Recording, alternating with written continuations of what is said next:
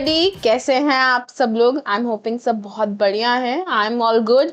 This is Radhika दुआ, your co-explorer, mentor and learning buddy for your amazing journey ahead of becoming future professionals. Here at Sharper, we believe in nothing less than excellence. That is why we thoroughly believe that you all can excel in your respective fields. अभी तक हम लोग बहुत कुछ देख चुके हैं.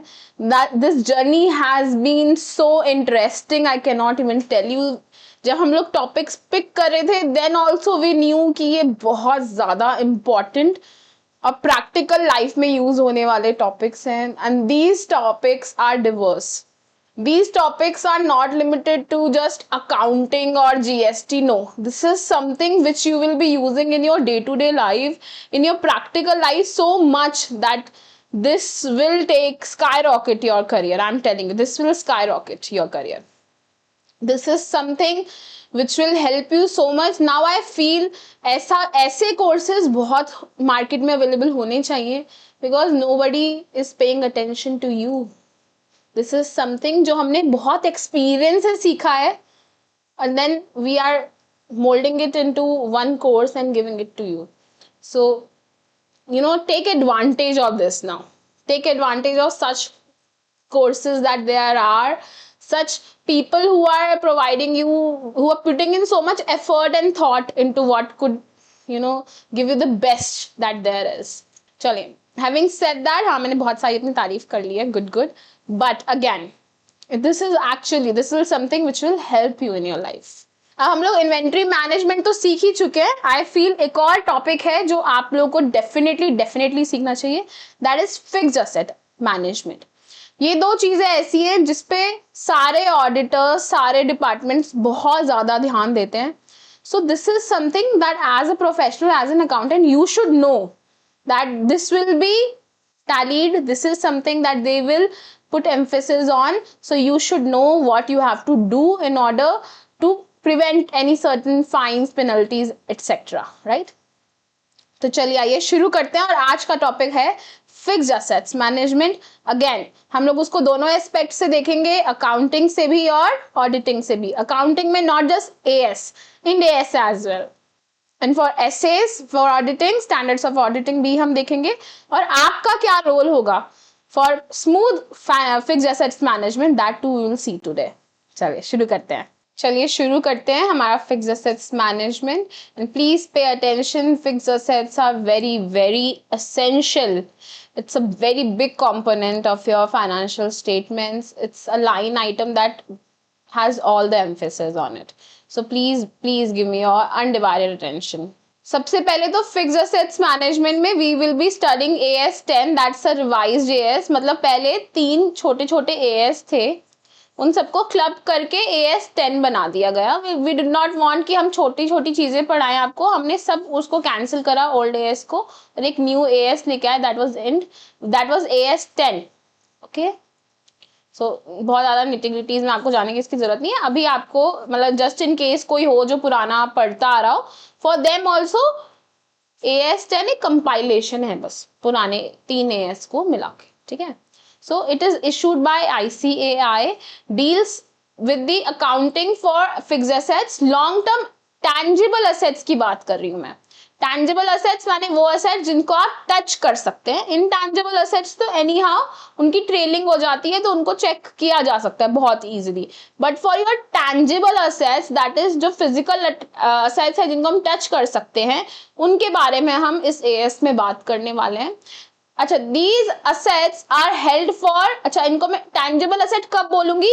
When they are held for production. या तो तुमने उन असेट को यूज कर रहे हो प्रोड्यूस करने के लिए, जैसे एग्जांपल मशीनरी, या फिर सप्लाई ऑफ गुड्स और सर्विसेज में तुम इन असेट को यूज करते हो. जैसे फॉर एग्जांपल मान लीजिए आपकी एक बिल्डिंग है, उस बिल्डिंग में आपका ऑफिस है, उस ऑफिस से आप सप्लाई करते हो गुड्स और सर्विसेज को, तो गुड्स और सर्विसेज सप्लाई करने में हेल्प हो रही है, so that is your tangible asset. ठीक है.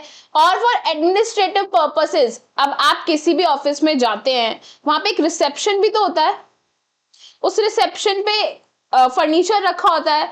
दैट फर्नीचर वो सेल्स में हेल्प नहीं कर रहा, राइट, बट क्या आपको ऐसा नहीं लगता कि अगर मैं किसी ऑफिस में जाऊं, वहां रिसेप्शन ना हो, प्रॉपर फर्नीचर फिक्सचर्स नहीं हो, then it that will impact my relationship with that office, तो maybe I will not give my work to them, right? So it is indirectly helping in sales. That is why अगर आपका कोई भी asset administrative purpose में भी use कर रहा है and are expected to be use over more than one accounting period, मतलब 12 महीने से ज्यादा आप उसको यूज करने वाले हो, देखो 4 बातें हो गई यहाँ पे। पहली बात, या तो वो हेल्प फॉर प्रोडक्शन होगा, या फिर वो सप्लाई एंड गुड्स में मदद कर रहा होगा, या फिर वो एडमिन पर्पसेस में काम आ रहा होगा, एंड या देखो, या तो इन तीनों में से कुछ एक हो रहा होगा या एक से ज्यादा हो रहा होगा। एंड एक चीज जो कॉमन है, जो होना ही चाहिए, या तो ये यहाँ यूज आ रहा होगा, या यहाँ यूज आ रहा होगा, या यहाँ यूज आ रहा होगा। इन तीनों में ही मैंने और लिखा है, राइट? बट अब मैं बोल रही हूँ एंड, कुछ भी पूरा हो जाए, एक से ज्यादा कंडीशन भी इन तीनों में पूरी हो गई, कोई बात नहीं, कोई प्रॉब्लम नहीं है, हमने मान लिया वो असेट है, पर साथ में एक कंडीशन जो होनी ही चाहिए वो ये कि वो एक से ज्यादा अकाउंटिंग पीरियड में यूज होना चाहिए, दैट उसकी लाइफ मोर देन 1 ईयर हो, तभी मैं उसको अपना टैंजिबल असेट मानूंगी। मतलब 2 बातें हो गई, या तो वो हेल्प फॉर प्रोडक्शन हो, या फिर सप्लाई में काम आ रहा हो, supply of goods and services, या फिर वो एडमिन पर्पस में यूज आ रहा हो, ठीक है? प्लस इन तीनों में से एक या एक से ज्यादा हो सकता है, राइट? प्लस ये चीज होनी मैंडेटरी है, प्लस उसको मोर देन 1 ईयर आपके काम आना चाहिए। That is something which is of most important hair.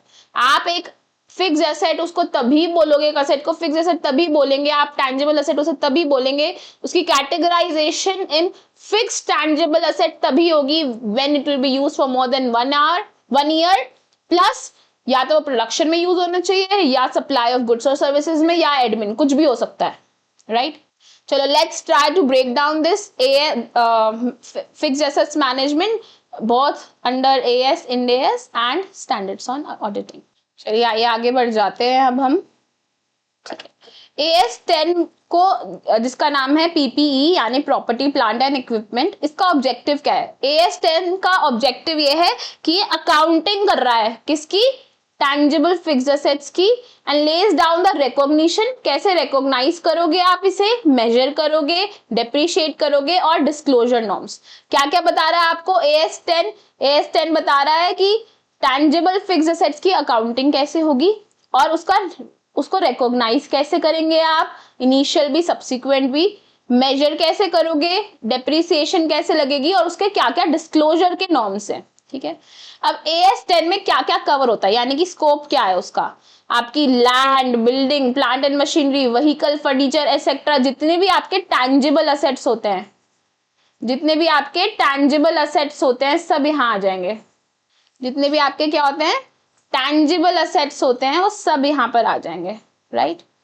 But कुछ चीजें हैं जो एएस 10 कवर नहीं करता, मतलब जो भी बात अब एएस 10 बोलेगा वो इन 2 चीजों पे अप्लाई नहीं होंगी। क्या है वो 2 चीजें? एक तो बायोलॉजिकल असेट्स जितने होते हैं, बायोलॉजिकल असेट्स जितने भी होते हैं आपके, जैसे आपकी कैटल है, you know, then there some herd etcetera, other than bearer plant, मतलब बियरर प्लांट पे एएस 10 लगता है, एएस 10 बियरर प्लांट पे लगता है, ठीक है? उसके बाद जितने भी वेस्टिंग असेट्स होते हैं, जैसे माइंस हैं, ऑयल्स हैं, नेचुरल रिसोर्सेज हैं, they waste away with time, right? They deplete with time, they wasted away with time, इस पे भी एएस 10 नहीं लगता।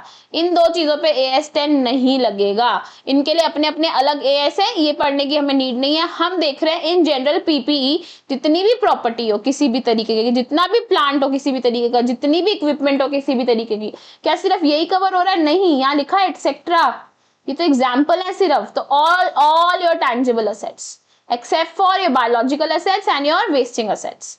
बियरर प्लांट्स मतलब ऐसे प्लांट जिसके ऊपर कुछ फ्रूट आता है, वो होगा बियरर प्लांट्स, वो इंक्लूडेड है इसमें। अब आपका रिकॉग्निशन क्राइटेरिया क्या है?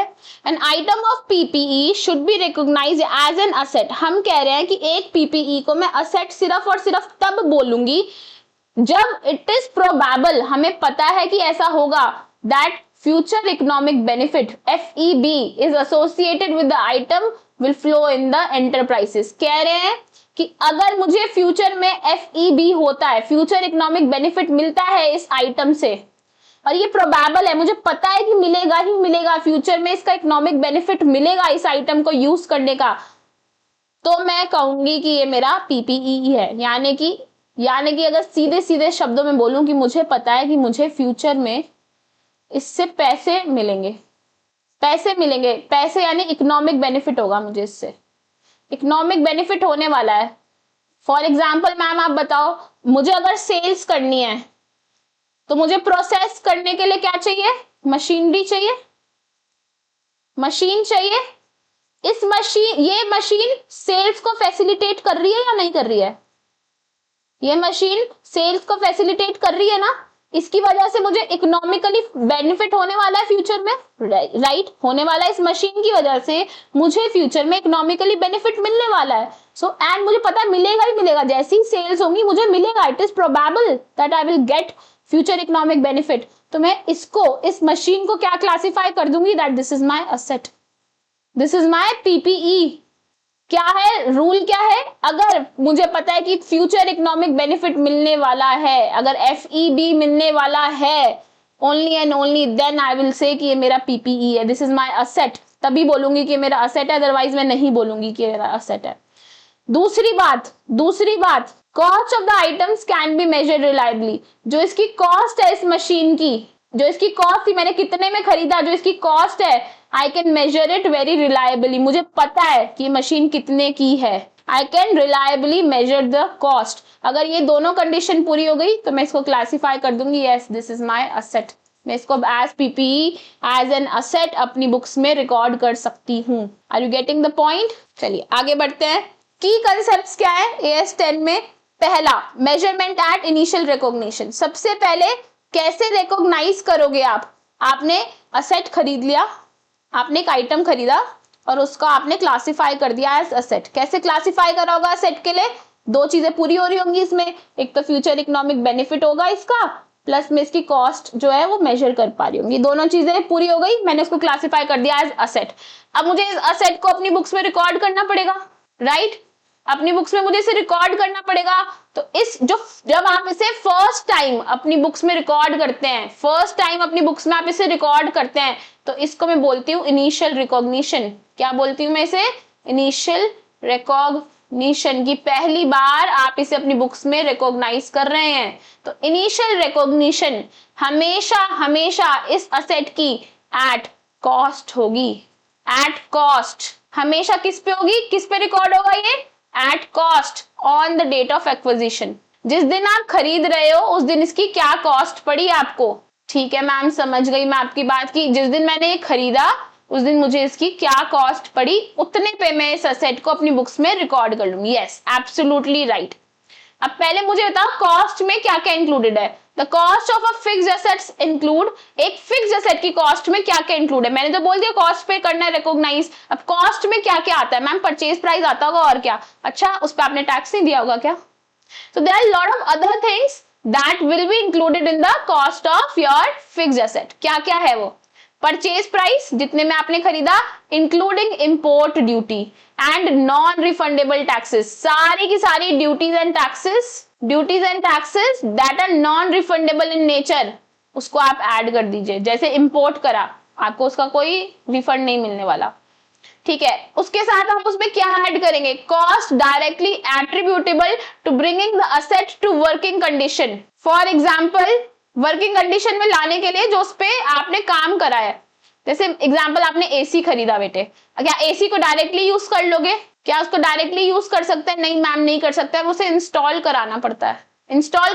ये डायरेक्टली एट्रीब्यूटेबल हो गया ना, ताकि वो वर्किंग कंडीशन में आ पाए, ताकि वो वर्क करना पाए। तो इंस्टॉलेशन कॉस्ट भी एसी की कॉस्ट में ऐड हो जाएगी। समझ पा रहे हैं आप इस बात को कि इंस्टॉलेशन कॉस्ट भी एसी की कॉस्ट में ऐड हो जाएगी, और उसे आप कैपिटलाइज कर दोगे अपनी बुक्स ऑफ अकाउंट्स में। कैपिटलाइज कर दोगे मतलब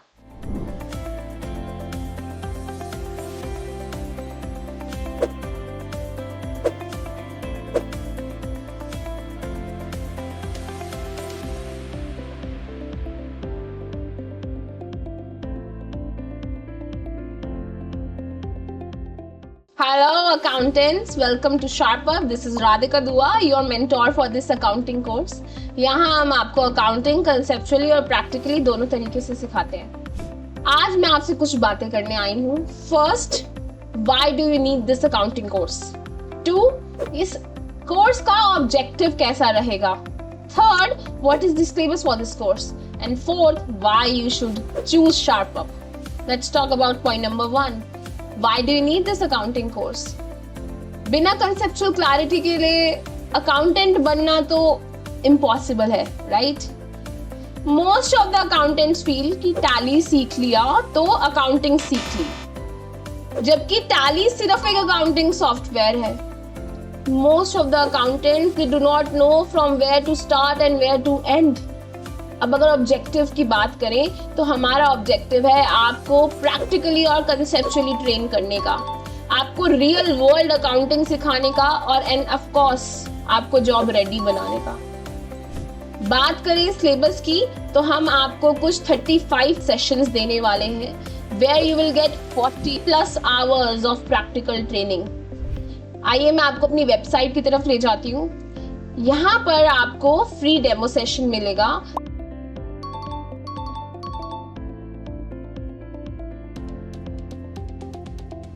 And you can click on the session wise syllabus. You can check it out here.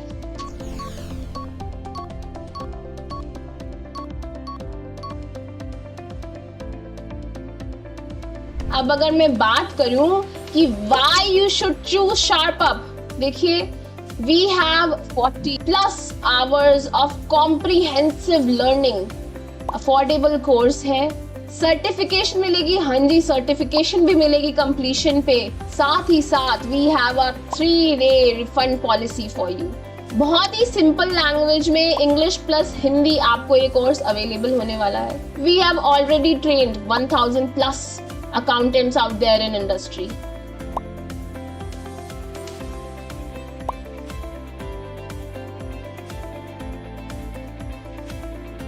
सो देर किस बात की है। Thank you for your time for today. I look forward कि आप हमें इस comprehensive learning में join करेंगे। Thank you. This is Radhika Dua signing off. आप उसको as asset रिकॉर्ड कर लोगे, asset account debit to cash या बैंक या पार्टी जो भी होगा। ये मैं ऑलरेडी आपको जर्नल एंट्रीज में सिखा चुकी हूँ, राइट? तो asset के अमाउंट में आप इसको कैपिटलाइज कर दोगे, right? Initial delivery and handling charges, initially जब आपकी वर्क प्लेस पे उसने डिलीवर करा और जो उसका हैंडलिंग कॉस्ट लगा वो भी उसमें ऐड करे, ठीक है? Site preparation and installation charges, जो साइट प्रिपेयर करी गई इंस्टॉलेशन चार्ज वो भी उसमें इंक्लूड करिए। Professional fees like engineering and legal fees, मान लीजिए इसको लाने में कुछ इंजीनियरिंग एंड लीगल फीस लग रही थी वो भी ऐड हो जाएगा। साथ में एस्टिमेटेड कॉस्ट ऑफ डिसमेंटलिंग, ये this is very important, estimated cost of dismantling and removing the asset if there is a legal obligation to do so। क्या हुआ, मैंने एक मशीन खरीदी जो बायोहैजार्ड वेस्ट को डिस्पोज करती है। जो बायोहैजार्ड वेस्ट होता है इसको डिस्पोज करने की हेल्प करती है। मेरा डिस्पोजल का एक प्लांट है, वहां पे ये हेल्प करती है, ठीक है? अब बाय लीगल नोटिस, बाय या फिर obligations, any obligations, मुझे पता है that after 5 years मुझे ये जो मशीन है इसको अपनी प्रेमिसेस से हटाना पड़ेगा और इसको डिसमेंटल करना पड़ेगा। डिसमेंटल मतलब मुझे इसको अपने यहाँ से, जब मैंने इंस्टॉल करा था तो इसको एक जगह रख दिया था, अब इसको उससे हटाना है, उसे तोड़ना है और इसको डिस्पोज करना है, अच्छे से इसको डिस्पोज करना है। डिस्पोज कैसे करोगे? ऐसे ही नहीं फेंक सकते कि कबाड़ी वाले को दे दिया, नहीं, वो हैजार्ड है, लाइफ को थ्रेटन करता है वो, तो उसको मुझे अच्छे से एक जगह पे जाके डिस्पोज करना होता है जिसमें बहुत कॉस्टिंग लगती है, ठीक है? तो ये जो 5 इयर्स बाद कॉस्टिंग लगने वाली है, मान लीजिए 10 लाख रुपीज लगने वाली है, 5 साल बाद जो कॉस्टिंग लगेगी वो 10 लाख रुपीज लगेगी। तो मुझे आज इसकी प्रेजेंट वैल्यू अपनी कॉस्ट में ऐड करनी पड़ेगी। इसकी present value of dismantling cost मुझे आज अपनी कॉस्ट में ऐड करनी पड़ेगी, क्योंकि मुझे पता है कि आफ्टर 5 इयर्स मेरा खर्चा होना ही है। जब ये होना ही और इस मशीनरी से रिलेटेड है तो मुझे उसे आज डिसमेंटलिंग कॉस्ट को रिकॉर्ड करना पड़ेगा। समझ आई आपको बात? समझ आई? चलो गुड, आगे बढ़ते हैं। For example I will tell you, चलिए एक एग्जाम्पल के थ्रू समझते हैं। इसको एक एग्जाम्पल के थ्रू समझते हैं बेटे। क्या हुआ, कल रात मैं सो रही थी और मेरे सपने में प्रभु श्री राम आए और उन्होंने कहा कि बेटे कन्या सुनो, मेरी बात सुनो बालिका। मैंने कहा हाँ जी सर, हाँ जी प्रभु राम जी। पहले तो मैंने उनको राम जी, फिर मैंने कहा कि हाँ जी बताइए क्या बात है। कहते देखो सुनो, मुझे अपने इंडिया से बहुत प्यार है, बहुत ज्यादा प्यार है मुझे इंडिया से, बट मेरे सुनने में आया है कि इंडिया में अपने हेलीकॉप्टर्स नहीं बनते हैं। मैंने कहा हाँ प्रभु श्री राम आप बिल्कुल सही कह रहे हैं। मैं पवन हंस लिमिटेड का ऑडिट करने जाती थी और मुझे वहां पता लगा था कि ये जो जितने भी हेलीकॉप्टर्स इंडिया में आते हैं ये सब रशिया से और जर्मनी से और अलग अलग जगहों से हम इंपोर्ट करते हैं। इंडिया में अपना कोई प्रोडक्शन प्लांट नहीं है हेलीकॉप्टर्स मैन्युफैक्चरिंग का। तो प्रभु श्री राम ने कहा कि बेटा मेरा एक ही आपके काम कर दो, इंडिया में प्रोडक्शन शुरू करा दो इन हेलीकॉप्टर्स की। मैंने कहा प्रभु राम आपका कहना मेरे सर आंखों पर है, पर एक ही दिक्कत है, मेरे पास तो इतना पैसा ही नहीं है कि मैं ये टेक्नोलॉजी इंडिया में ले आऊं। प्रभु राम ने कहा कि सुनो वत्स, सुनो बालिका, क्या हुआ तुम्हारे पास पैसा नहीं है तो क्या हुआ, मैं दूंगा तुमको पैसा, बट ये पैसा यूज किस चीज के लिए करना है, हेलीकॉप्टर्स इंडिया में आपको प्रोड्यूस कराने हैं। मैन्युफैक्चरिंग सारी कहाँ होनी चाहिए, इंडिया में। मैंने कहा ठीक है। मैंने कहा आप लक्ष्मी माता मुझे देते रहो, मैं उनका उपयोग करती रहूंगी। उन्होंने कहा ठीक है। मैं सुबह उठी जब, तो मैंने सोचा क्या सपना आया यार, ये क्या मतलब कुछ समझ नहीं आया मुझे, कैसा सपना था अजीब सा, इसका ना कोई सिर था ना कोई पैर था, ना ही कुछ समझ नहीं आया। मुझे लगा ये तो बहुत ही खतरनाक सपना, ये तो बहुत ट्रिप हो गई यार मेरे साथ, तो मोए ना हो जाए कहीं मेरा। तो जैसे ही मैं सुबह उठी मैंने न्यूज लगाई और न्यूज पे आ रहा था make in India concept. Modi सरकार ने अनाउंस कर दिया कि सजनों अब से मेक इन इंडिया शुरू किया जाएगा और मेक इन इंडिया के लिए सारे पैसे हम देंगे। तो मैंने सोचा कि भाई ये तो रेलिवेंट हो गया, बहुत रेलिवेंट हो गया, ओजी है एकदम। तो हम जल्दी से मैंने भी मेक इन इंडिया में अप्लाई करा and I got the money, I got my capital and I decided that I will bring the manufacturing unit of helicopters in India. तो देखो मैंने क्या करा, ध्यान से सुनना, ठीक है। क्या हुआ, इस मैन्युफैक्चरिंग के लिए एक मशीन लगती थी, इसको मैंने इंपोर्ट करा। मान लो ये मशीन 20 लाख की थी, ठीक है, 20 लाख की मशीन थी, प्लस इस पे 5 लाख की कस्टम ड्यूटी लग गई, ठीक है। साथ ही साथ जैसी ये आई हमारे वेयर हाउस पे, मुंबई के पोर्ट पे आ गई। मान लो ये मुंबई पोर्ट पर आ चुकी है, मुंबई पोर्ट पर ये आ गई और 20 लाख की मशीनरी थी, 5 लाख का कस्टम लग गया। मेरे पास फोन आया वहां का जो पर्सन होगा वेयर हाउस का, उसने मुझे कॉल किया, हेलो हाँ। मैंने कहा हाँ जी बताइए। कहते मौसी आपकी मशीनरी आ गई, आके ले जाए। तो मैंने कहा कि ओके मैं आती हूँ, मैं दिल्ली में हूँ बट मुझे 2 दिन लगेंगे मुंबई आने में। तो उन्होंने कहा ठीक है एक काम करो, मैं इसको ना अपने वेयर हाउस में रखवा देता हूँ जिसमें आपको वेयर हाउस कॉस्ट लगेगी। मैंने कहा चलो रखवा दो, कितना कॉस्ट लगेगा। कहते 2 लाख रुपए की कॉस्ट। किसकी कॉस्ट लगी है ये, वेयर हाउसिंग की, ठीक है। मैंने कहा ठीक है। कहते इस पे ना, इसको रखने के लिए मुझे लोग बुलाने पड़ेंगे, तो इसमें फ्रेट चार्जेस भी लग रहे हैं। मैंने कहा कितने लग रहे हैं आपके फ्रेट चार्जेस। कहता 1 लाख रुपए के, 1 लाख रुपीस के इस पे फ्रेट चार्जेस भी लग रहे हैं, फ्रेट एंड हैंडलिंग चार्ज। मैंने कहा कोई बात नहीं रखवा लो आप, ठीक है। मैंने एक जल्दी से कॉल करा एक ट्रांसपोर्टर को और उसको बोला ये एक मुंबई पोर्ट पर मेरी एक मशीनरी रखी है, प्लीज जल्दी से वहां जाओ और जाकर मेरी मशीनरी दिल्ली ले आओ। तो उसने कहा ठीक है मैडम, मैं भिजवा देता हूँ ट्रांसपोर्टर को, ट्रक वाला जाएगा और जाके लेके आ जाएगा। मैंने कहा ठीक है। मगर कितने पैसे लोगे मुंबई पोर्ट से दिल्ली लाने के लिए, मेरी वर्क प्लेस पे लाने के लिए ट्रांसपोर्टेशन के कितने पैसे लगेंगे। उसने कहा 1 लाख रुपए लगेंगे फॉर ट्रांसपोर्टेशन। मैंने कहा ठीक है कोई बात नहीं आप कराओ। जैसे ही वो पर्सन ट्रक ड्राइवर पहुंचा पोर्ट पे, तो उसको पता चला अब जैसे ही वो वहां पे पहुंचा तो उसने वहां मुझे कॉल करा और कहा मैडम ये तो मशीनरी बहुत भारी है, इसको उठा के मेरे ट्रक में रखने के लिए तो एक जेसीबी लगेगी और कुछ लेबर लगेगी। मैंने कहा ठीक है कोई बात नहीं, आप एक काम करो, आप वहां से लेबर का अरेंज कर लो और मैं पेमेंट कर दूंगी। मैंने कहा कितने पैसे लग रहे हैं जेसीबी के और आपके इसके, जेसीबी के प्लस आपके जो लोग लेबर कर रहे हो कितने लग रहे हैं चार्जेस? कहता 50,000 रुपए लग रहे हैं। मैंने कहा ठीक है 1.5 lakh for loading and handling, loading के पैसे लग रहे हैं, ठीक है, लोड करने के मेरे ट्रक में ये पैसे लग रहे हैं, ठीक है। मैंने कहा ठीक है कोई बात नहीं। उसने लोड करा लिया और मैं निकला गड्डी लेके, वो गड्डी लेके निकल गया, कहाँ आ रहा है वो? दिल्ली आ रहा है। हमने कहा ठीक है जी कोई बात नहीं आ जाओ। रास्ते में मेरे पास फोन आया एक, रात को फोन आया। मैंने कहा हाँ जी क्या हो गया सर, आप आए नहीं अभी तक, दिल्ली नहीं पहुंचे? कहते मैडम मेरी गर्लफ्रेंड से लड़ाई हो गई है और मैं यहाँ पी के टुन बैठा हुआ हूँ। तो मैंने कहा सुनो भैया आप जहां बैठे हो ना वहीं बैठ जाओ, वहीं बैठे रहो, कोई जरूरत नहीं है मूव करने की, मैं अभी किसी को भेज रही हूँ। तो उन्होंने कहा ठीक है। मैंने जल्दी से अपने इंश्योरेंस गाय को कॉल करा और बोला कि ऐसे ऐसे मेरा ट्रक वहां खड़ा है, please go there insure the goods that I have transported. तो जल्दी से वो गया और उसने इंश्योरेंस कर दी मेरे गुड्स की। तो 0.5 लाख मतलब 50,000 रुपीज इंश्योरेंस के नाम पे भी लग गए। अब वो ट्रक लेके आया मेरे पास, तो फिर मुझे अनलोडिंग कराई, मैंने लोडिंग कराई थी तो 50,000 लगे थे, फिर मैंने उसकी अनलोडिंग कराई अपने यहाँ पे। फिर लोडिंग पे यहाँ पे दिल्ली में भैया लोग माने ना, कहते हमने तो आज तक ऐसी मशीनरी नहीं देखी है। मैंने अनलोडिंग कराई तो कहते 1 लाख रुपीज लगेंगे। हमने कहा चलो जी कोई बात नहीं। अब उनका इंजीनियर आया, हमें मशीन न्यू थी इंडिया में, ये मशीनरी न्यू थी इंडिया में, हमें तो आता ही नहीं इंस्टॉल कैसे कराना है। उनका इंजीनियर आया और वो 1 लाख रुपए इसके इंस्टॉलेशन के ले गया, राइट। उसके बाद इस इंस्टॉलेशन को अब मुझे सिखाए भी तो, मेरा जो स्टाफ है उसको मशीन ही नहीं चलानी आती, उसे पता ही नहीं कि भाई ये मशीन कैसे चलाई जाएगी।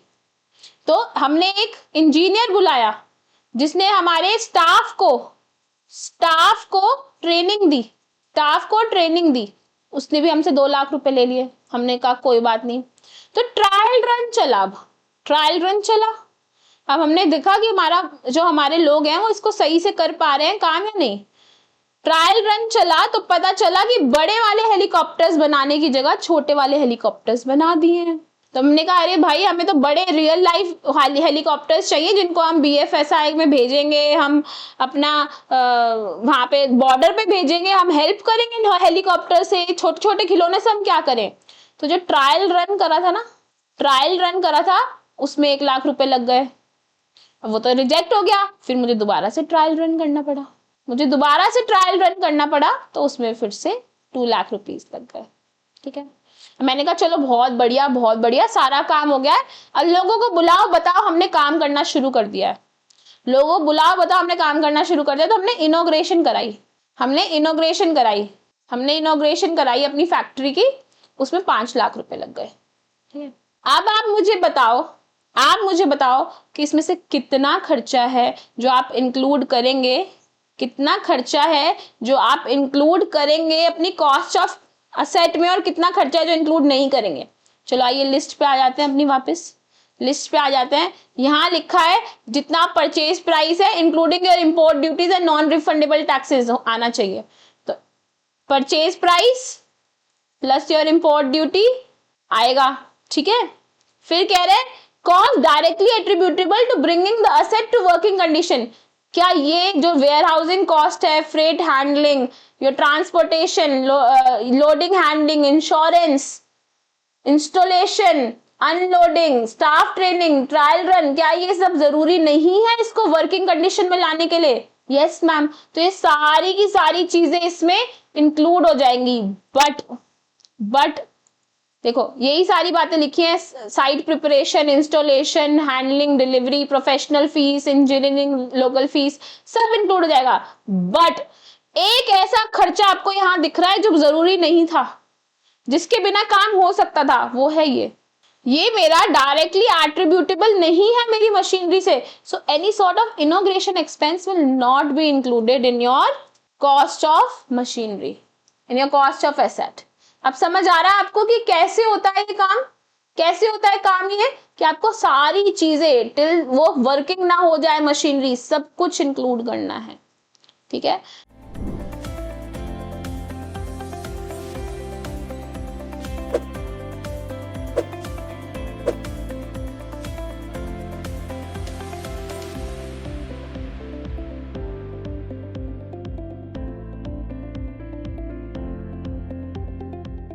Hello accountants, welcome to SharpUp. मैं हूँ राधिका दुआ, आपकी mentor for GST certification course. यहाँ पर हम आपको जीएसटी प्रैक्टिकली एंड कंसेप्चुअली दोनों तरीके से सिखाते हैं। मैं आज आपसे कुछ बातें करने वाली हूँ। Point number 1, why do you need this GST course. Point number 2, objective क्या रहेगा इस कोर्स का।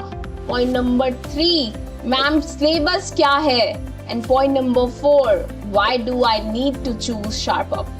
चलिए आइए पॉइंट नंबर 1 पे बात करते हैं। We know that accounting is incomplete without the knowledge of GST.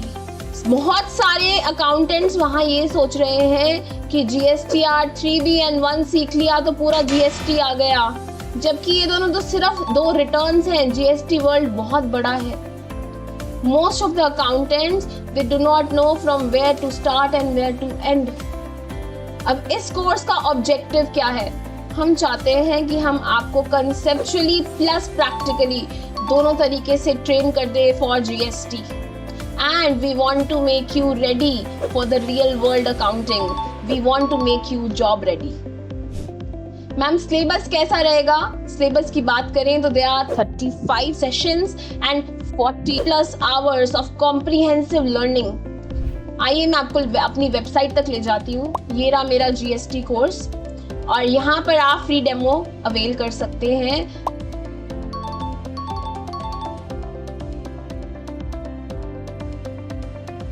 और सेशन वाइज पूरे जीएसटी सिलेबस को देख सकते हैं।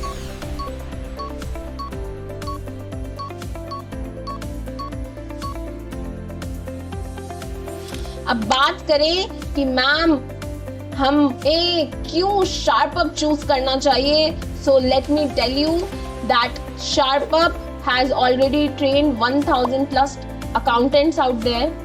हम लोग आपको लाइफ टाइम एक्सेस दे रहे हैं। क्या सर्टिफिकेशन मिलेगी? यस, कंप्लीशन पे आपको सर्टिफिकेशन भी मिलेगी। साथ ही साथ एक इजी लैंग्वेज में हिंदी प्लस इंग्लिश आपको ये पूरा कोर्स अवेल किया जा रहा है। यहाँ पर आपको 40+ आवर्स ऑफ प्रैक्टिकल ट्रेनिंग मिलने वाली है। सो देर किस बात की है? Go ahead and enrol yourself. Thank you for your time today and I'm looking forward to meet you all in this enriching class. For example, if a machine costs 5 lakh, installation charges 25,000, testing cost 10,000, तो total कितना capitalise करोगे? 5 lakh plus 25,000, 5-25 plus test कर रहे हो उसको, मतलब हम test कर रहे हैं ना कि हमारा जो काम हो रहा है वो ठीक नहीं हो रहा या नहीं हो रहा। तो 5,35,000 should be your total cost capitalize, यानी कि असेट में ये टोटल कॉस्ट हो गई, असेट की कॉस्ट हो गई ये टोटल की टोटल। कैसे कैपिटलाइज करोगे इसे? Asset account debit to cash या बैंक या party name, however it is. Right, got it? चलिए अब सब्सिक्वेंट एक्सपेंडिचर हो रहा है। एक बारी आफ्टर इनिशियल रिकॉग्निशन आपने इनिशियल रिकॉग्नाइज कर लिया अपनी बुक्स में, उसके बाद भी तो कोई ना कोई एक्सपेंसेस हो सकते हैं ना, जैसे कुछ रिपेयर एंड मेंटेनेंस है। मुझे दोबारा से बुलाना पड़ा इंजीनियर को क्योंकि मुझसे तो मशीनरी नहीं खुल रही थी।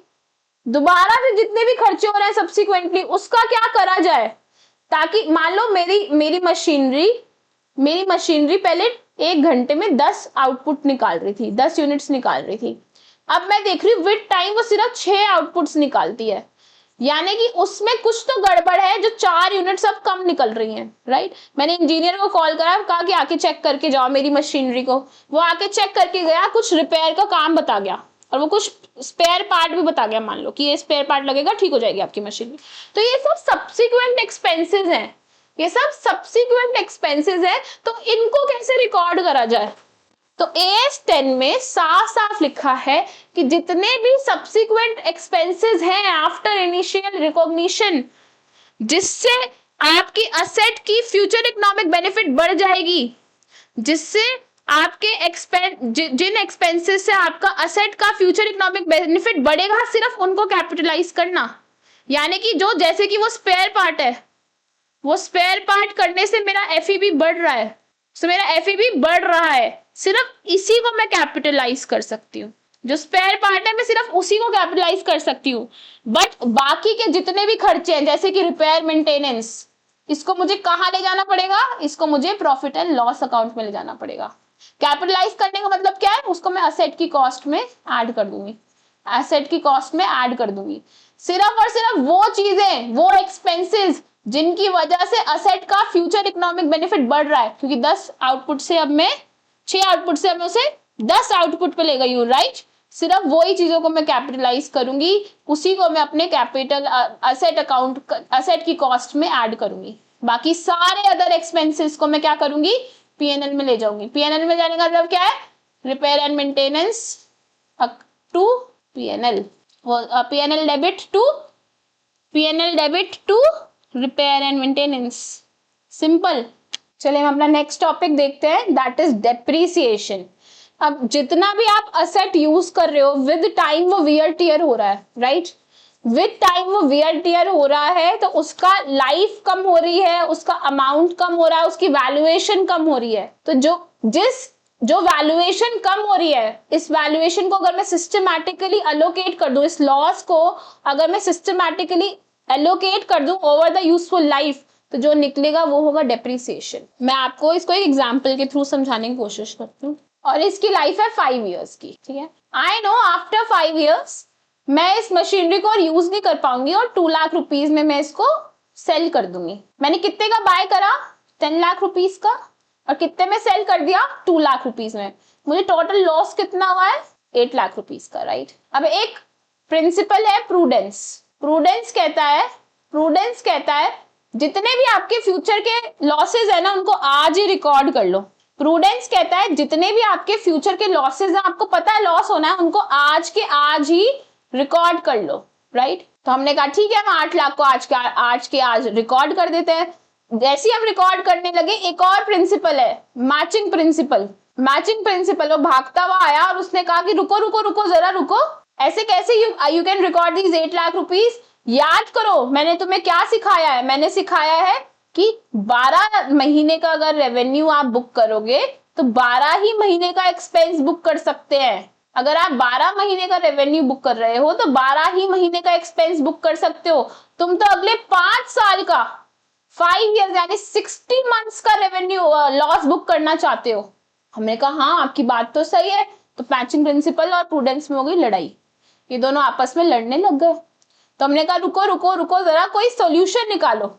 तो इनका सॉल्यूशन निकाला गया, मैंने निकाला इनका सॉल्यूशन। मैं आई, मैंने कहा रुको मैं बताती हूँ आपको इसका solution, I will tell you. तो मैंने अपनी एक्सपर्टीज से, जो मैंने कहां से अपनाई है, शार्पअप ने जो हमें बहुत ज्यादा नॉलेज दी है, हमने उस नॉलेज को अब अप्लाई करना शुरू कर दिया। हमने कहा कि भाई कितना खर्चा है? 8 लाख का। कितने सालों का खर्चा है? ये 5 इयर्स का खर्चा है ना। तो पर ईयर कितना खर्चा हो गया बताओ? निकालो अपना कैलकुलेटर, जल्दी से निकालो अपना कैलकुलेटर। 8 लाख का खर्चा है और 5 सालों में बांटना है, तो पर ईयर कितना खर्चा हो गया? 1.6 लाख का पर ईयर खर्चा हो गया। 1.6 लाख का पर ईयर का खर्चा हो गया। 1.6 लाख का पर ईयर का खर्चा हो गया, राइट। तो हमने इस 1.6 लाख पर ईयर को नाम दिया डेप्रीसिएशन। क्या नाम दिया हमने? Depreciation.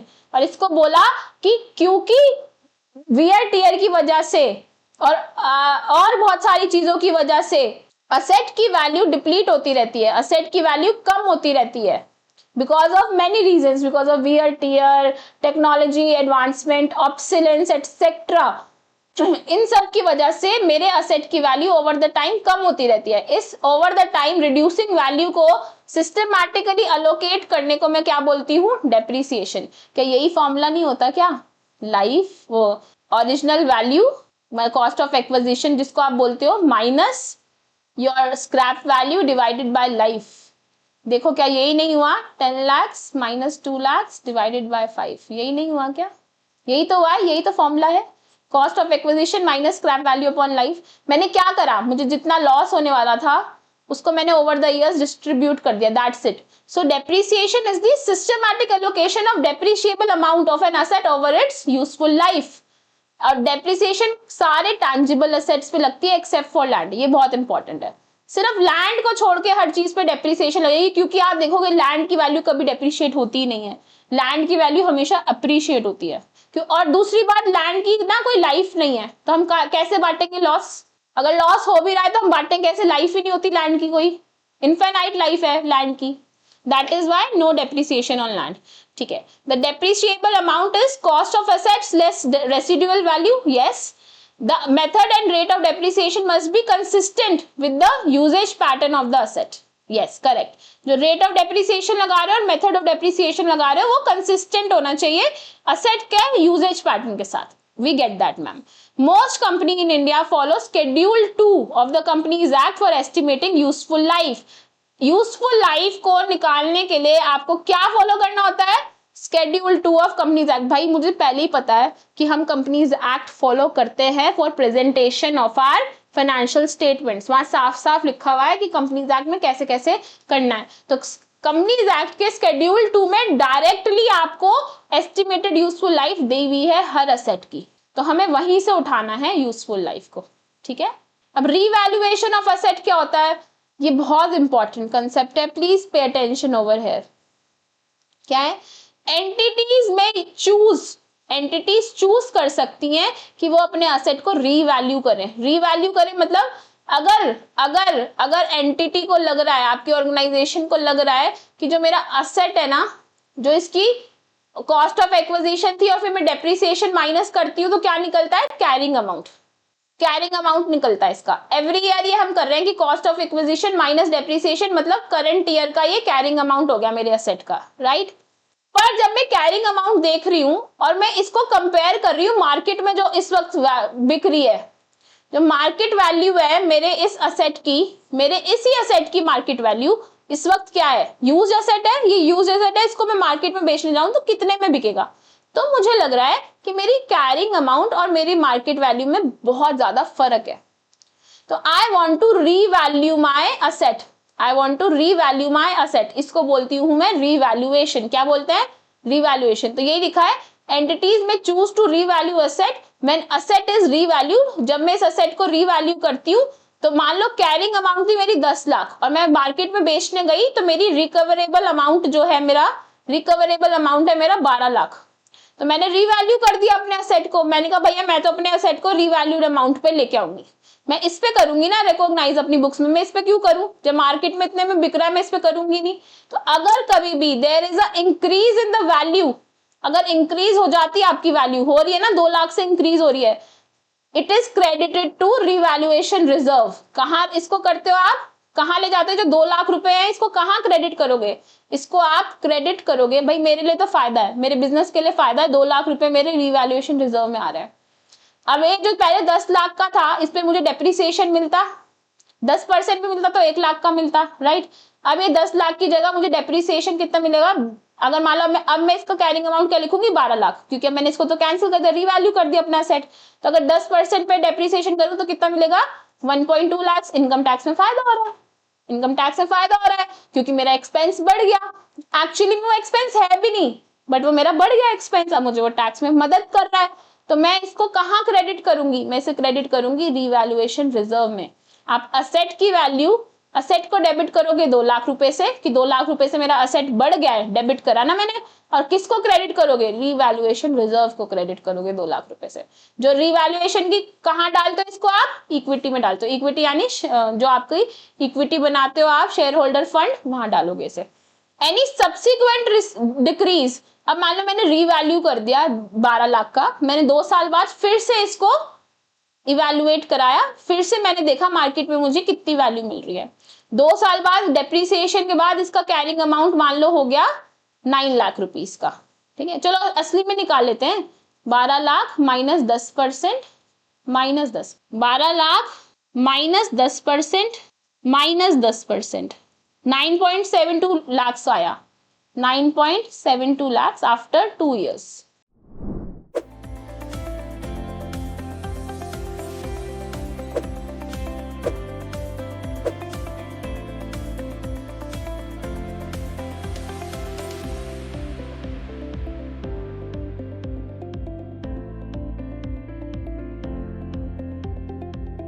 Hello accountant, welcome to Sharp Up. I am CA Deepika Bansal, your mentor for the income tax course, जहाँ पर हम पढ़ेंगे इनकम टैक्स को conceptually as well as practically. आज मैं अपनी इस वीडियो में आप सबके साथ 4 पॉइंट्स को डिस्कस करने वाली हूँ। नंबर 1, इनकम टैक्स कोर्स को करना क्यों ज़रूरी है। नंबर 2, कोर्स के क्या ऑब्जेक्टिव रहने वाले हैं। नंबर 3, कोर्स की क्या सिलेबस कवरेज होगी। And number 4, why should you choose Sharp Up for the income tax learning? Coming to first point, income tax course को करना क्यों ज़रूरी है। आप किसी भी कंपनी के, फर्म के या किसी भी ऑर्गेनाइजेशन के अकाउंट्स को बिना इनकम टैक्स की नॉलेज के हैंडल नहीं कर सकते। That's why income tax course को करना ज़रूरी है। फर्दर बहुत सारे अकाउंटेंट्स ये सोचते हैं कि TDS के प्रोविजंस को पढ़ लेना ही इनकम टैक्स के प्रोविजंस को पढ़ना है, बट ऐसा नहीं है। TDS के provisions is just one of the part of the income tax course. Further, बहुत सारे accountants बहुत ज़्यादा कंफ्यूज रहते हैं कि इनकम टैक्स की लर्निंग को कहाँ से शुरू करना चाहिए, कहाँ से करना चाहिए और कहाँ तक करना चाहिए। Coming to second point कि what is the objective with this course? हमारा मेन ऑब्जेक्टिव इस कोर्स को लॉन्च करने का आप लोगों को conceptually as well as practically train करना है एंड आप लोगों को प्रिपेयर करना है for the real world income tax consultancy के लिए and for the jobs, well paying jobs. Coming to the third point कि इस सिलेबस की क्या कवरेज रहने वाली है। हमने इस कोर्स को टोटल 45 सेशंस में इंक्लूड किया है, जहां पर आप लोगों को मिलेगा मोर देन 70 आवर्स की comprehensive learning conceptually as well as practically. चलिए तो अब वेबसाइट पर चलते हैं और इनकम टैक्स की कोर्स को दिखाते हैं। तो this is our income tax course. Further कुछ डेमो वीडियोस भी है।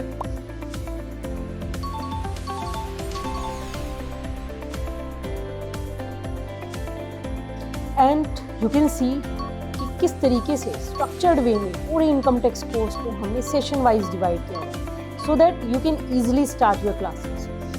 Moving to the next point कि why should you choose Sharp Up for the income tax learning. Number 1, we have already created more than 1000 accountants in India. We provide more than 70 hours comprehensive learning conceptually as well as practically. Lifetime आपको access मिलता है इस course का। बहुत ही ज़्यादा affordable course है। 3 days no question ask refund policy and complete करने पर आप लोगों को कंप्लीशन सर्टिफिकेट भी मिलेगा। So looking forward to see you in this career building opportunity with Sharp Up. Thank you so much. After 2 years मेरा carrying amount आ रहा है 9.72 lakhs। अब मैंने इसको फिर से रीवैल्यूएट कराया, दोबारा से रीवैल्यूएशन कराई मैंने इसकी, तो मैंने देखा इसकी मार्केट वैल्यू तो सिर्फ 8 लाख है। मार्केट में तो ये सिर्फ 8 लाख रुपए में बिक रहा है। तो मैंने कहा कि ठीक है, अब इसको मैं फिर से जो भाई जब ये मार्केट में 8 लाख में बिक रहा है तो मैं इसको अपनी बुक्स में 8 लाख में ही लिख सकती हूँ, राइट। फिर से मैं इसको इसी पे करूंगी। तो कह रहे हैं any subsequent decrease in charge first against the revaluation reserve then to PNL account. कह रहे हैं अगर आपको विद टाइम लगता है कि मार्केट वैल्यू कम हो गई तो मार्केट वैल्यू को ही अपनी बुक्स में रिकॉर्ड करो, कोई बात नहीं, मैं अपनी बुक्स में इसी को रिकॉर्ड करूंगी। पर जो अब डिक्रीज हो रहा है, मतलब 1.72 लाख जो अब कम हो गए, जब तुमने पहले रिवैल्यूएशन रिजर्व को क्रेडिट करा है ना, तो पहले इसको रिवैल्यूएशन रिजर्व को डेबिट करो। कितने से डेबिट करोगे? 1.72 लाख से। और अगर मान लो ये 2 लाख से ज्यादा होता, मान लो इसकी वैल्यू 7 लाख होती मार्केट में फॉर एग्जांपल, तो कितना होता लॉस? 2.72 लाख का। तो पहले मैं पूरे का पूरा रिवैल्यूएशन रिजर्व करती 2 लाख से डेबिट, और जो बच गए 0.72 लाख उसको मैं पीएनएल में डाल देती, पीएनएल डेबिट 0.72 लाख। मतलब this is a advance concept, but बहुत ही इजी तरीके मैंने आपको सिखा दिया, अगर आपको थोड़ा सा भी डाउट लग रहा है, गो बैक, मैंने दोनों एग्जांपल लिए हैं, जब वो रिवैल्यूएशन रिजर्व पूरा खत्म नहीं हो रहा तब भी, और अगर वो पूरा खत्म हो जा रहा है तब भी। तो पॉज मी, रिवाइंड। चलिए आगे बढ़ते हैं। रिटायरमेंट एंड डिस्पोजल पे क्या करेंगे? अब जो आपका असेट है वो रिटायर हो रहा है और आप उसको डिस्पोज करना चाहते हैं। रिटायर हो रहा है मतलब अब मेरे किसी काम का नहीं है, मैं इसे यूज नहीं कर सकती है। When the asset is sold, discarded और no longer in use, it should be derecognized from the books. मतलब जो पहले असेट आपका डेबिट था, अब उसको आप क्या कर दोगे? क्रेडिट कर दोगे। क्यों करोगे क्रेडिट? क्योंकि डी रिकॉग्नाइज कर रही हूँ ना, मैं अपनी बुक से हटा रही हूँ इनको। ठीक है। The difference between sale proceeds and the carrying amount is recognized as gain और लॉस। अब ये asset over the years depreciation minus करके क्या आएगा? यहाँ पर कैरिंग अमाउंट आएगा इसका, राइट। अभी ओवर द इयर्स मान लीजिए ये मेरा कैरिंग अमाउंट आया 2 लाख रुपीस का। अब मैंने इसको मार्केट में बेचना चाहा तो 3 लाख रुपए में बिक गई, तो 1 लाख रुपए का मैं मानूंगी मुझे गेन हो गया है। और सेकंड केस 2 लाख, अगर ये 1 लाख में बिक रहा होता तो मैं मानती 1 लाख का, मुझे मान लीजिए 50,000 का बिक रहा होता मार्केट में। अगर 50,000 का बिक रहा होता मार्केट में तो मुझे 1.5 लाख रुपीस का लॉस हो गया, मैं ये मान लेती। तो any difference between the carrying amount and the sales value should be recognized as your gain और योर लॉस। Got it? चलिए अब क्या क्या डिस्क्लोज करना है?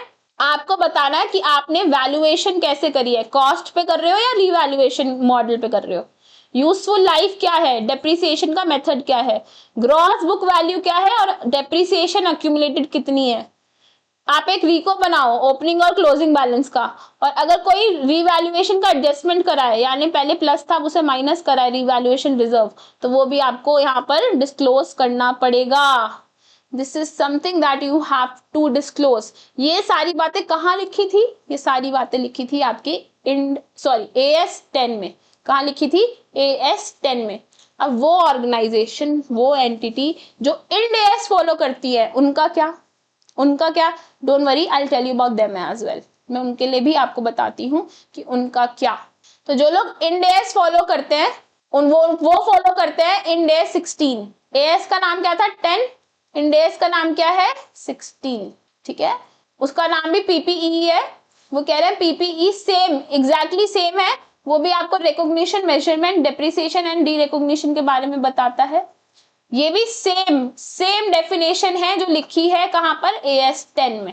रिकॉग्निशन क्राइटेरिया भी एग्जैक्टली सेम है, इनिशियल मेजरमेंट भी एग्जैक्टली सेम है, purchase price, directly attributable cost चाहे वो किसी भी चीज से हो, और estimated cost of dismantling and removing the cost. ठीक है, अगर आप खुद से बना रहे हो असेट, अगर आप सेल्फ कंस्ट्रक्ट कर रहे हो तो सेम प्रिंसिपल्स बनेंगे परचेज एसेट के जैसे ही सेम। सब्सिक्वेंट मेजरमेंट अगर आप चूज कर सकते हो, देखो दिस इज न्यू, ये अभी आप पढ़ो। ठीक है, आप इनिशियल रिकॉग्निशन तो कर ली, इनिशियल रिकॉग्निशन तो मैंने कर ली है, सेम AS 10 जैसे, सेम एज AS 10, राइट। अब मैं बात कर रही हूं आपको सब्सिक्वेंट मेजरमेंट की, कि अब जो और खर्चे हो रहे हैं उस असेट पे उसको कैसे मेजर करेंगे। ठीक है, तो उसके लिए आपके पास 2 ऑप्शन है, या तो कॉस्ट मॉडल चूज करो या रिवैल मॉडल चूज करो। कॉस्ट मॉडल वही सेम कि cost less accumulated depreciation and impairment loss. ठीक है, और रिवैल मॉडल मतलब asset is carried at revalued amount. Revalued amount क्या होता है? Fair value at the rate of revaluation. जो फेयर वैल्यू चल रही होगी ना मार्केट में, लेस डेप्रिसिएशन उस पे चलाएंगे। मतलब कैरिंग अमाउंट माइनस डेप नहीं होगा अब से कैरिंग अमाउंट की जगह क्या होगा? रिकवरेबल अमाउंट, जो आपको मार्केट से मिल रहा है माइनस डेप्रिसिएशन। ठीक है, अब entire class of asset must be revalued, not individual asset selectively.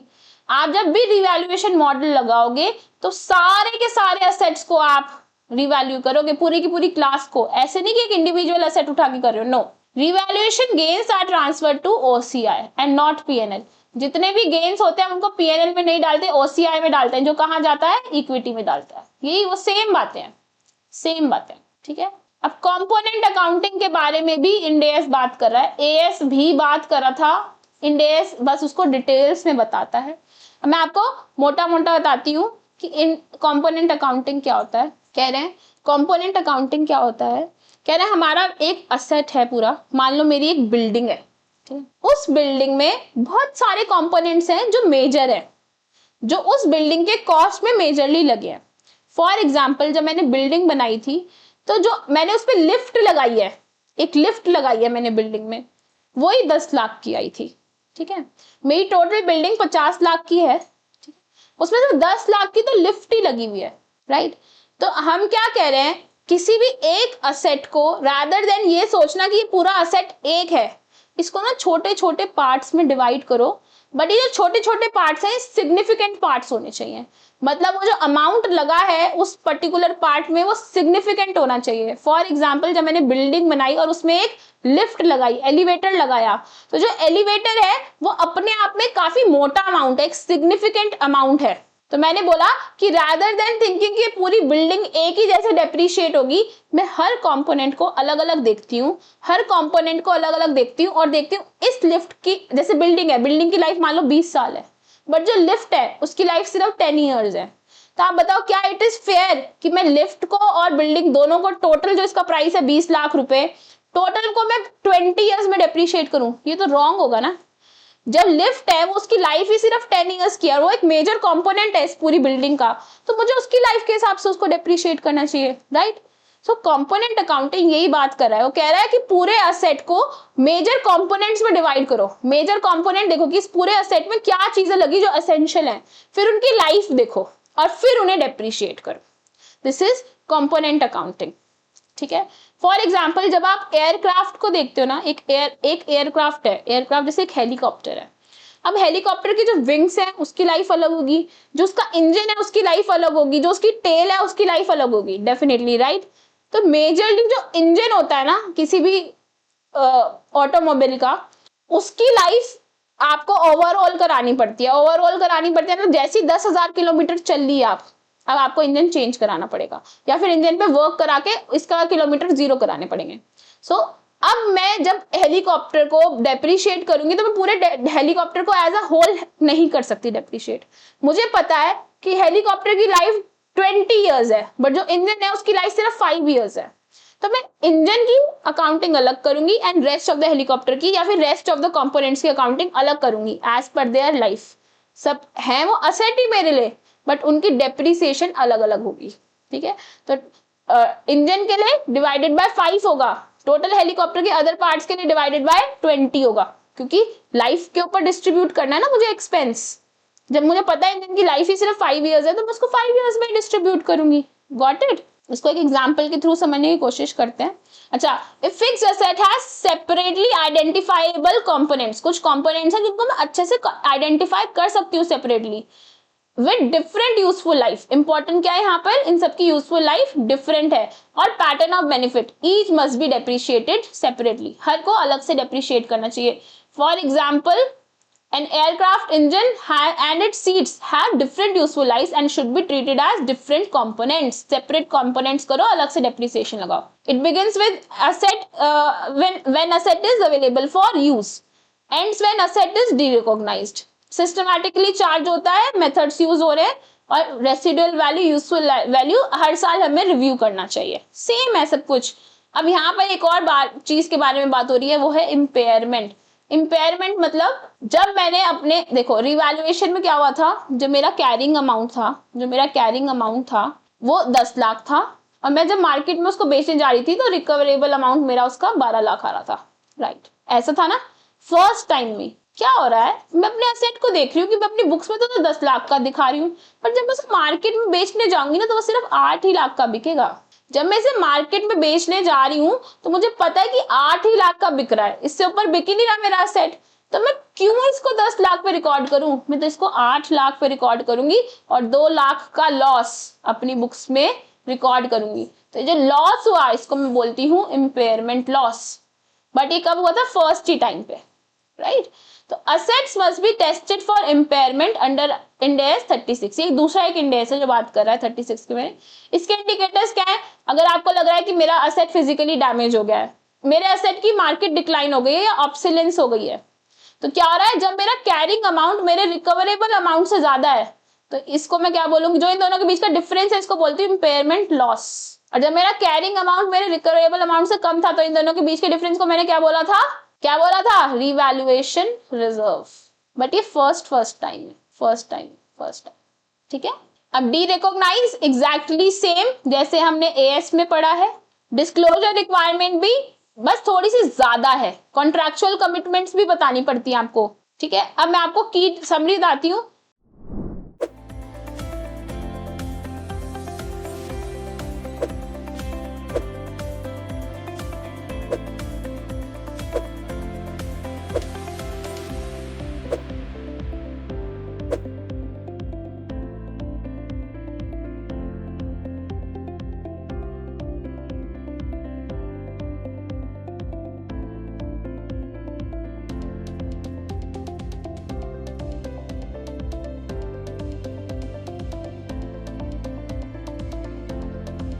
Hello everybody, this is Radhika from Sharp Up और मैं लेके आई हूँ आपके लिए ATC प्रोग्राम।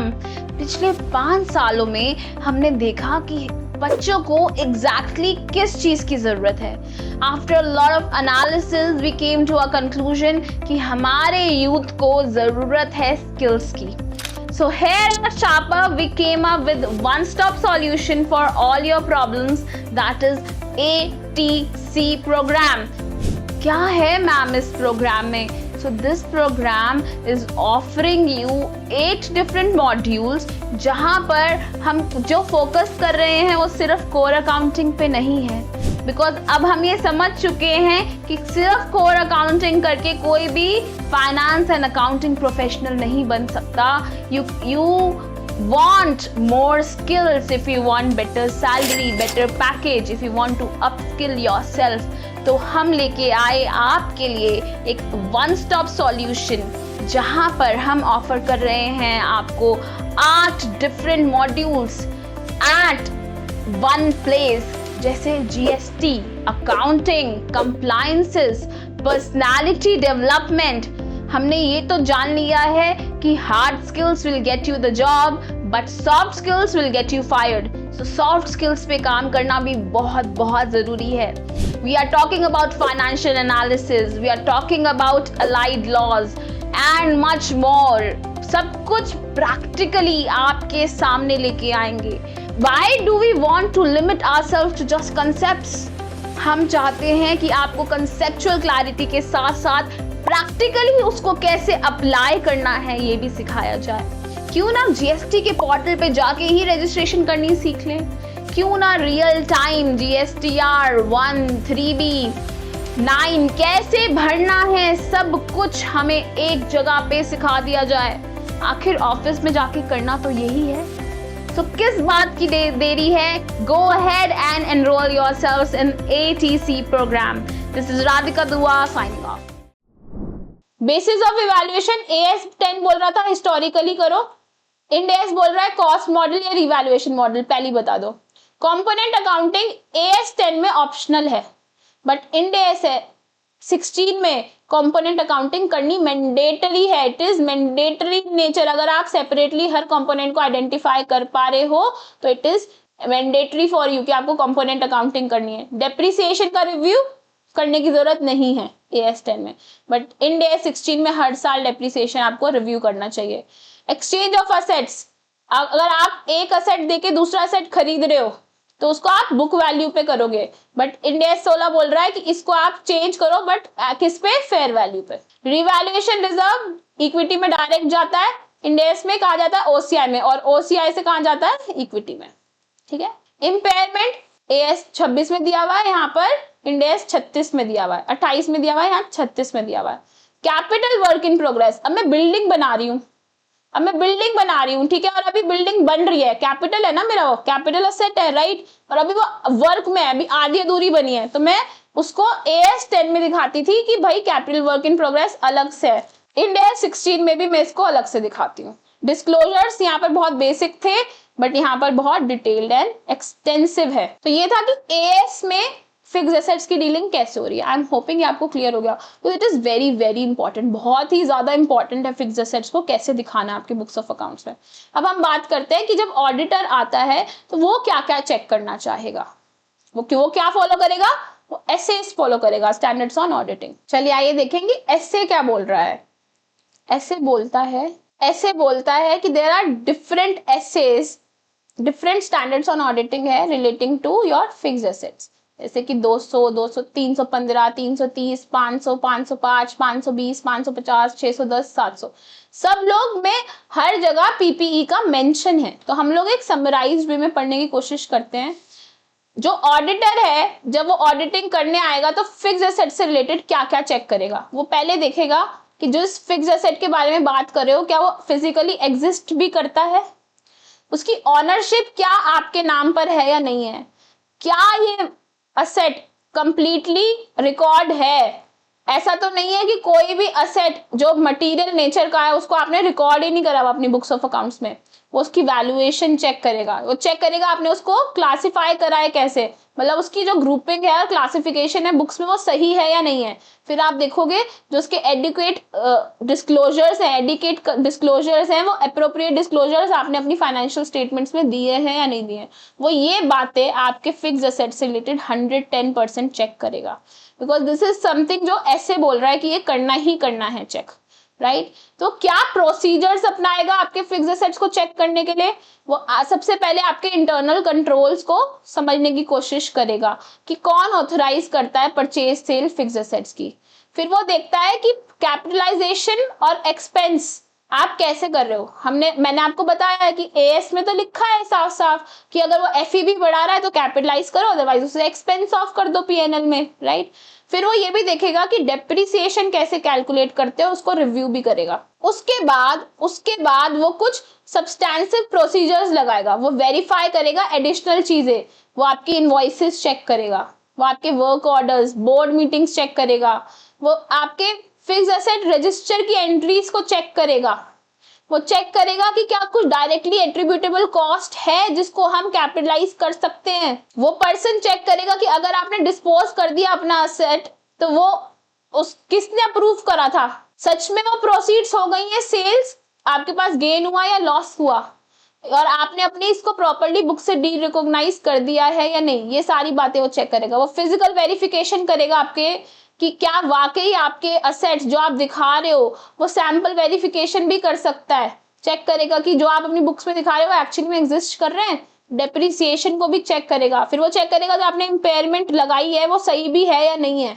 फिर वो और एनालिटिकल प्रोसीजर्स लगाएगा। वो क्या चेक करेगा, वो आपकी असेट टर्नओवर की रेशियो चेक करेगा, रेशियोज को चेक करेगा। वो आइडेंटिफाई करेगा ईयर ऑन ईयर क्या चेंजेस आ रहे हैं आपके असेट्स में, और पॉसिबल ओवर या अंडर कैपिटलाइजेशन को भी वो डिटेक्ट करने की कोशिश करेगा। फिर क्या क्या डॉक्यूमेंट्स चाहिए होंगे उसको, वो देखेगा आपका रिस्क असेसमेंट प्रोसीजर क्या है, आप लोग रिस्क असेस कैसे कर रहे हो फिक्स्ड एसेट से रिलेटेड, सब्सटैंसिव ऑडिट प्रोसीजर उसने क्या लगाया, वर्किंग पेपर्स क्या है उसके पास, और कंक्लूजन और ऑडिट एविडेंस उसने क्या कलेक्ट करा है। फिर वो इसको रिपोर्ट करेगा। कैसे रिपोर्ट करेगा, अगर उसको लगता है कि आपके फिक्स्ड एसेट्स मटीरियली मिसमैच्ड हैं, मतलब जो इन फिजिकल फॉर्म है और जो आपकी बुक्स में है वो दोनों आपस में मिसमैच है, या फिर जो डिस्क्लोजर्स हैं वो अच्छे से आपने नहीं दिए हैं, इनएडिक्वेट हैं, तो वो अपना एक मॉडिफाइड ओपिनियन देगा। वो अपना एक ओपिनियन मॉडिफाइड ओपिनियन देगा। वो कहेगा कि ये ओपिनियन मेरा सही, मतलब मैं जो ओपिनियन दे रहा हूँ आपको क्लियर चिट नहीं दे रहा हूँ, आपको क्वालिफिकेशन देके जा रहा हूँ, मॉडिफाइड ओपिनियन दे रहा हूँ मैं आपको एक, ठीक है। और या फिर वो आपको एक एम्फेसिस ऑफ मैटर भी दे सकता है, पैराग्राफ EOM भी इशू कर सकता है वो आपको। कैसे, अगर उसको लगता है कि कुछ अनयूजुअल इश्यूज है आपके अंदर, जैसे रिवैल्यूएशन या इम्पेयरमेंट हो रहा है जो सही नहीं है, या फिर अगर आपने कंप्लाई नहीं करा AS और इंड AS के साथ तो वो उसका इम्पैक्ट भी डिस्क्लोज करेगा अपनी ऑडिट रिपोर्ट में, ठीक है। तो कॉमन ऑडिट ऑब्जर्वेशंस और रेड फ्लैग्स क्या देके जाता है ऑडिटर, वो देखता है कि जो आपके रेवेन्यू एक्सपेंडिचर थे, फॉर एग्जांपल आपका रिपेयर मेंटेनेंस हुआ है, आपने उसको भी कैपिटलाइज कर दिया है, विच इज रॉन्ग। आपके पास फिजिकल वेरिफिकेशन वो चीजें ही नहीं मिली जो अपनी बुक्स में लिखी हुई है। आप डेप्रिसिएशन का रेट या मेथड गलत लगा रहे हो, आप रिकॉर्ड जो है उसको डिले पोस्ट करते हो, और आपने जो प्लेज करे हुए हैं सेट्स, यानी कि आपने उनको एज लोन में कोलेटरल दिया हुआ है, आप उसको भी डिस्क्लोज नहीं कर रहे हो। ये सारी बातें अक्सर ये बातें ऑडिट में ऑडिटर लिख के जाता है आपकी रिपोर्ट में। आगे बढ़ते हैं, देखते हैं और क्या है हमारे पास आज।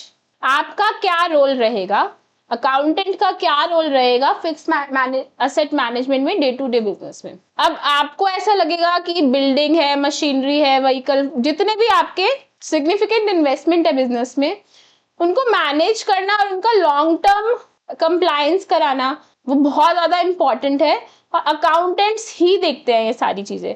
वो इंश्योर करते हैं कि आपकी एक्यूरेसी मेंटेन्ड है, कंट्रोल मेंटेन्ड है, आप एप्लीकेबल लॉ और स्टैंडर्ड्स को अडहियर कर रहे हो या नहीं कर रहे, सब काम आप ही को देखना है।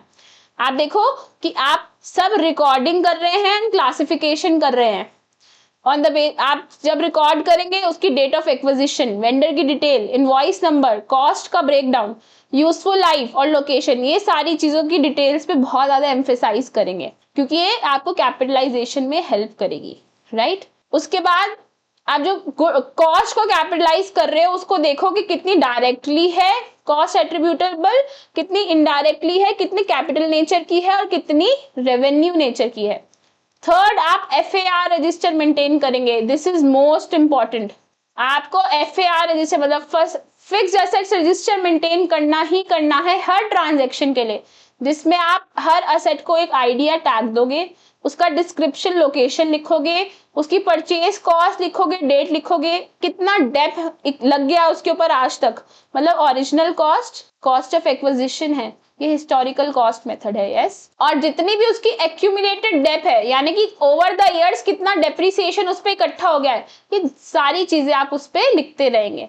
आप रिवैल्यूएशन या इम्पेयरमेंट एडजस्टमेंट्स भी करेंगे और आपको हर वक्त उसको FAR रजिस्टर को जनरल लेजर से पीरियोडिकली रिकंसाइल करना चाहिए, ठीक है। डेप्रिसिएशन की अकाउंटिंग करेंगे, रिव्यू करेंगे कोई चेंजेस हैं क्या, और शेड्यूल 2 को फॉलो करेंगे for useful life. Asset tagging and physical verification में आपका बहुत बहुत बड़ा हाथ रहेगा, बिकॉज यू हैव टू सी कि कोई थेफ्ट है, डैमेज है, ऑब्सोलेंस है, उसको आप रिपोर्ट करें। आप पीरियोडिक फिजिकल वेरिफिकेशन में असिस्ट करेंगे, आप इंश्योर करेंगे कि असेट को टैग मिला हुआ है, ठीक है। अगर आप असेट ट्रांसफर या डिस्पोजल कर रहे हैं तो रिकॉर्ड करोगे, सारे इंटर डिपार्टमेंट ट्रांसफर्स करोगे, जितनी भी आपकी सेल्स हो रही हैं उनको आप रिकॉर्ड करेंगे एंड प्रोसेस भी कराएंगे। आप कैलकुलेट करोगे गेन या लॉस और फिर अपडेट करोगे FAR रजिस्टर को। आपको मॉनिटर करना है कोई कैपिटल वर्क इन प्रोग्रेस है क्या, जैसे कि बिल्डिंग बन रही है, वो बिल्डिंग बन रही है अभी सिर्फ 30% बनी है, 30% बिल्डिंग बनी है अभी सिर्फ, तो it is my capital asset for sure, ये मेरा कैपिटल असेट है, बट अभी ये अंडर प्रोसेस है, अंडर वर्क है ये, तो इसलिए इसको मैंने बोला कैपिटल वर्क इन प्रोग्रेस है। आप उसे ट्रैक भी करेंगे और मेंटेन करेंगे उसके रिकॉर्ड्स, उसको देखेंगे कि कितना % आप उसे कैपिटलाइज कर सकते हैं, और अगर उस पर कोई इंटरेस्ट लग रहा है, अगर लोन लिया हुआ है तो उस पर इंटरेस्ट लग रहा है और एलिजिबल कॉस्ट जो है वो करेक्टली एलोकेट हो रही है या नहीं हो रही है, राइट। जितने भी compliance and reporting as per AS and Ind AS आप उसे चेक करेंगे, उसकी रिकॉर्ड्स बनाएंगे, बजट एंड कंट्रोल को देखेंगे कि कितने इनपुट्स हैं कैपिटल एक्सपेंडिचर के, आप ट्रैक करोगे कोई डेविएशन तो नहीं है बजट और एक्चुअल कैपिटल स्पेंडिंग्स पे।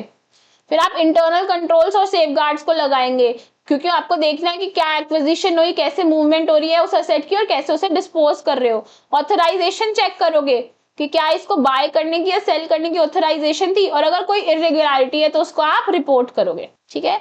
जैसे आपका असेट रिकॉर्डिंग है, FAR maintenance, depreciation, physical verification, disposal, transfer, CWIP monitoring, reporting, compliance, ये सारी चीजें आपको देखनी है।